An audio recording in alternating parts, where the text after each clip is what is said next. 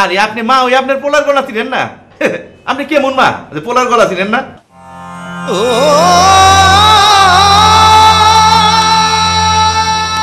কি হয়েছে? আমি আমি সিকান্দারের মা না। কি কও?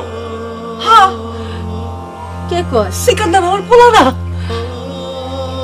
আমি সিকান্দারের গলা চিনি না। আমি ওরে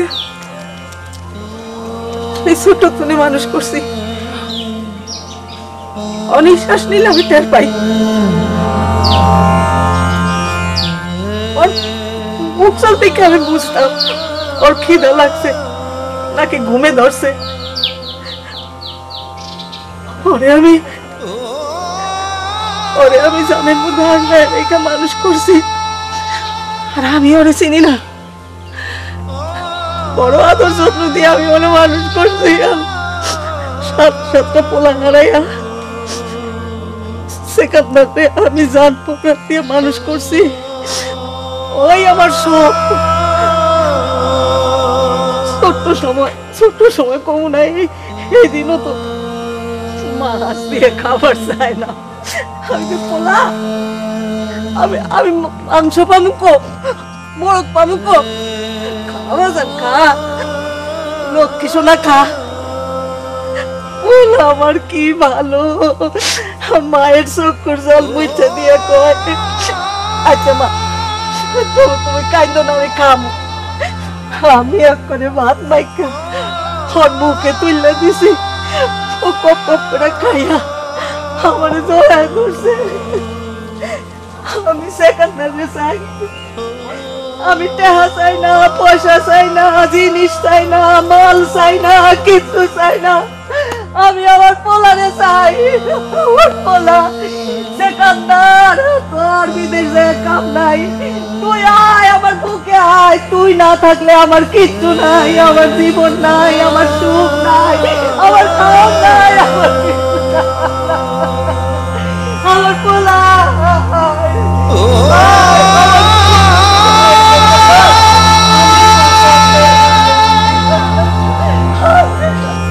আরে দূর, আপনি কি কইতেছেন? কার কাছ থেকে কি উল্টাপাল্টা শুনছেন আপনি? আরে আসল কথা শুনেন, রশিদ ভালো আছে, সুস্থ আছে। আরে সে তো আমার স্পেশাল কেয়ারে আছে। আপনি এটা নিয়ে কোনো চিন্তা করেন না, কোনো অসুবিধা নাই, আমি আছি না।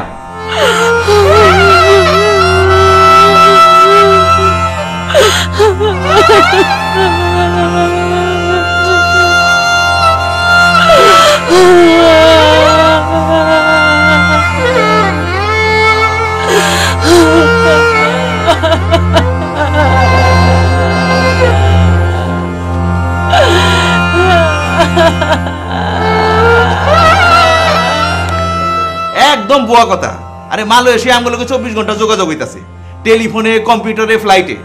আরে আপনার পোলা তো গতকাল তার বন্ধুকে বেতন পাইয়া বিরিয়ানিও খাওয়াইছে, 100% কনফার্ম।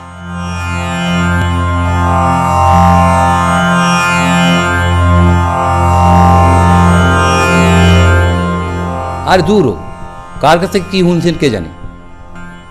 বুঝেন না, বিদেশে গিয়ে আপনার কড়কড়া নোট কামাইতেছে। আরে দেশে কি আর খরচ করার জায়গা আছে টাকা? ওখানে গিয়ে দেখেন গা, মুখ ফুর্তি করতেছে, কড়কড়ে টাকা কামাইতেছে। কি করতেছে আমাদের কাছে তো সব খবর আসে, তাই না? আমি তো সব জানি। হ্যাঁ হ্যাঁ, আরে টাকা পাঠাবো কই থেকে? বিদেশের মাটিতে গিয়ে কি আর মনে থাকে আপনাদের কথা? সব ভুলে গেছে গিয়ে দেখেন। প্রচুর, ওখানে তো খরচের অভাব নাই, বুঝেন না? টাকা পাইতেছে আর দু হাতে লুটেছে, খরচ করতেছে। আমরা জানি তো, খবর তো পাই আমরা।